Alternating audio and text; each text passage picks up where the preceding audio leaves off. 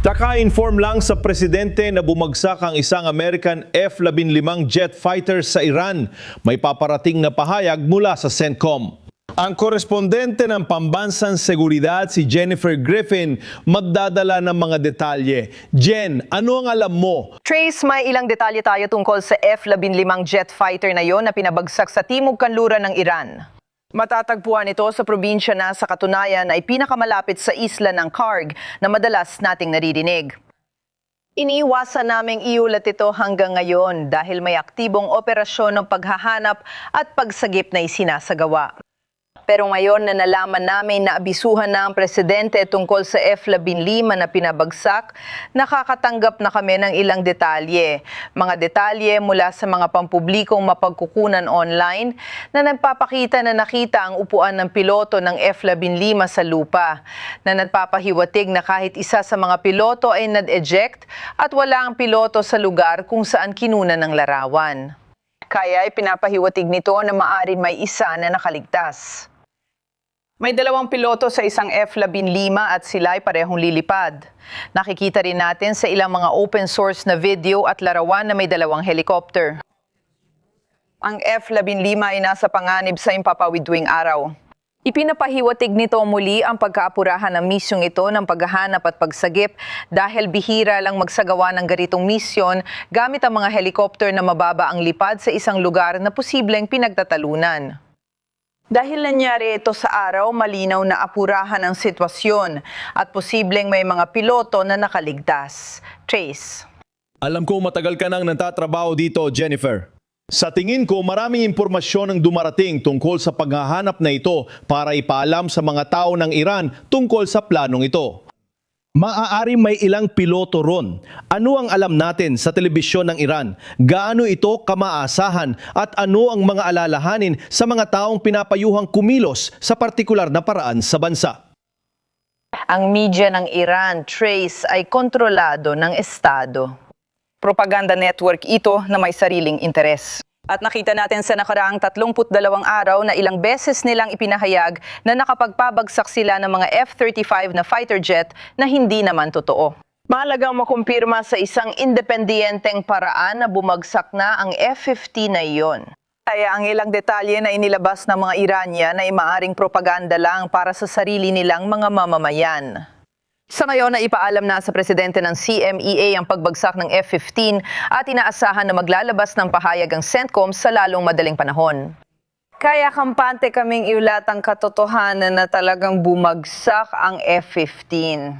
Pero sa pagiging mapagkakatiwalaan ng telebisyon ng Estado ng Iran, bahagi ito ng kanilang digmaan. Sa ngayon, si Trace ay Isasama natin si Benjamin Hall sa usapan kasi hindi pa natin alam paano bumagsak ang F-15. Hindi pa tiyak kung mechanical na aberya o sinadyang pinabagsak. Maraming detalye ang di pa kumpirmado. Benjamino, sa mga ganitong pagkakataon, nanonood tayo online at sinusubaybayan ang ilang mga video na inilabas. At mag-ingat ka ayon sa telebisyon ng Estado ng Iran. Pero may mga dumabas na larawan ng ejection seat sa lupa. Kaya malinaw na ito ay talagang nailunsad at walang kahit isang piloto sa paligid. Tingnan mo, simula pa lang, maingat na kumilos ang isa at isa tungkol sa Iran gamit ang B-2 na bomber at mga eroplanong lumilipad sa taas. Sa pagsubok makamit ang superioridad sa himpapawid. May pananaw na nakuha na ang superioridad sa himpapawid, kaya interesante panurin kung paano naibagsak ang eroplanong yon. Ngayon, ang telebisyon ng Estado ng Iran at ang kanilang pambansang telebisyon na kailanman ay hindi mo mapagkakatiwalaan sa kahit anong sinasabi nila ng 100%. Naglabas sila ng panawagan at nag-alok ng $60,000 katumbas ng 10 milyon sa lokal na pera na gantimpala para sa sinumang makakahanap sa mga piloto. Isang hakbang na hindi pa nila nagagawa noon kahit na oo, nagawa na nila ito. Inangkin nilang nakabagsak sila ng eroplano noon kaya parang aktibo silang naghahanap ng mga piloto. Siyempre takot ito para sa marami. Kung mahuli ang mga pilotong ito, mag-iiba ang labanan. Hindi natin alam ang nangyari sa kanila kaya binabantayan natin ang sitwasyon. Alam natin na andun din ang mga helikoptero para sa rescue. Nakita na natin ang mga helicopter sa Timog Iran, kaya alam natin may search and rescue operation doon. Alam natin na bumagsak ang eroplano, nabisuhan si Pangulong Trump, at naghihintay tayo ng dagdag impormasyon sa ngayon. Benjamin, sandali. Tatawagin natin si Teniente Colonel Darren Gubb, dating Black Hawk pilot at batalyon commander. Kita mo ba ang eroplano at sinasabi ni Benjamin? May mga larawan ng ejection seats sa lupa na walang piloto, mukhang magkahalong magandang at masamang balita ito. Ibig sabihin, mukhang nakaligtas ang piloto sa pag-eject dahil wala siya doon. Ang masamang balita ay nagbabala ang media ng Iran sa mga tao na hanapin ang mga pilotong ito at nag-aalok ng gantimpalang $60,000. Nakakabahala kung ano ang maaaring mangyari kapag sila ay lumapag sa lupa. Tama ka. Unang gusto kong bigyan din na kapag may ganitong pangyayari, saniman ng aberya sa makina o pamamaril, depende sa lugar, nagiging misyon na ito. Iyan ang focus kahit di pa natin alam lahat. Patuloy nilang susubukang kumpirmahin ang kalagayan ng mga piloto sa lahat ng oras. Pero yun pa rin ang magiging focus hanggang magkaroon sila ng anumang uri ng resolusyon tungkol dito. Naranasan kong sumali sa search and rescue sa gitna ng labanan at nagpaplano at nagsasagawa ng mga operasyong pagbawi ng mga tauhan.